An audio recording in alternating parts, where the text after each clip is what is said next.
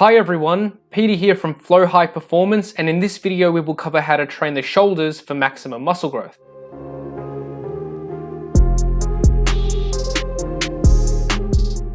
First, let's look at the anatomy of the shoulder muscles. We only have one primary shoulder muscle, which is the deltoids. We also have the rotator cuff muscle group around the shoulder region, but these are much smaller muscles and are located underneath the larger deltoid muscle. Therefore, they won't really be visible on a trainee's physique. This means the deltoid muscle is the primary muscle group we are concerned with developing.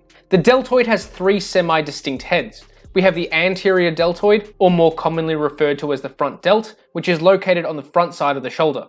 The lateral deltoid, or middle delt, is located on the outermost part of the shoulder, and the posterior deltoid, or the rear delts, are the back portion of the deltoid muscle. These three heads all form a rounded cap sort of shape around the shoulder joint.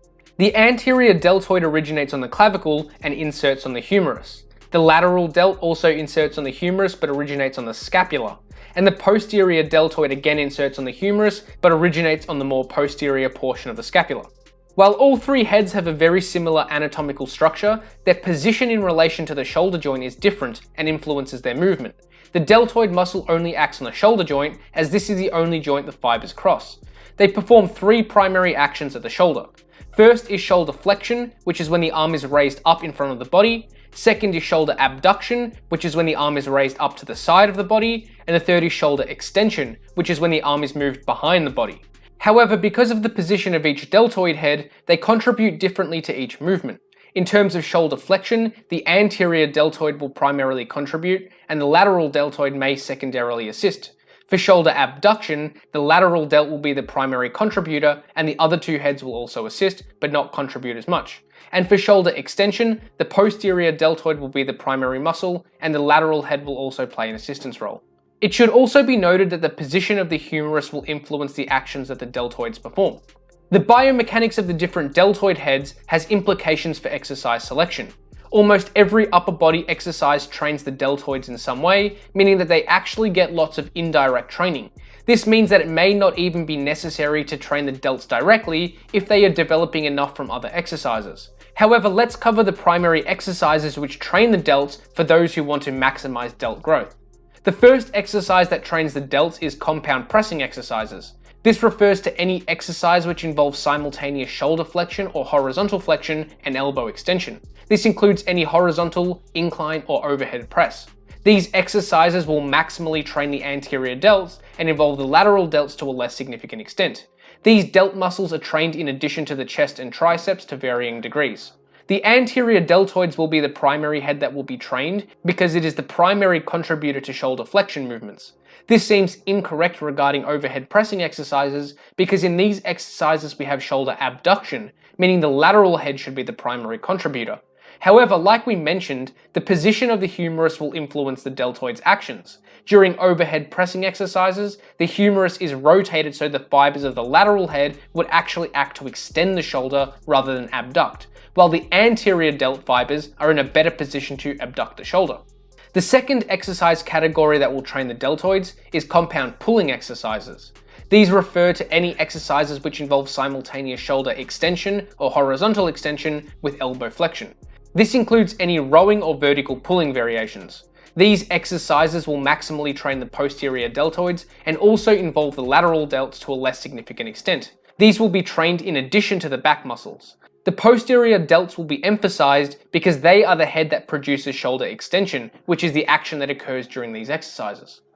And the last primary exercise category that will train the deltoids is shoulder abduction variations. This refers to any movements that involve shoulder abduction, either isolated or in conjunction with other movements of the elbow. For example, this includes lateral raise variations and upright row variations.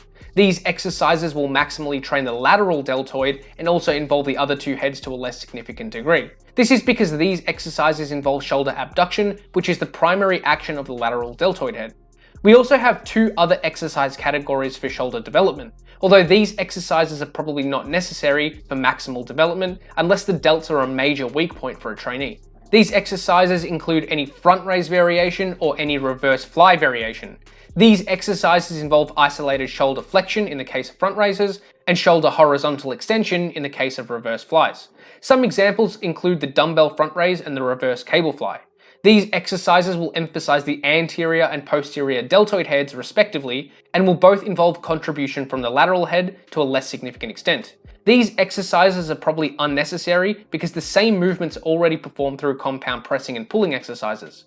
Therefore, the anterior and posterior deltoids are probably already getting enough of a training stimulus from other exercises. In the case that a trainee wants to perform more volume for the front or rear delts, then they can probably just include more pressing or pulling exercises and get more stimulus for both the delts and other muscle groups.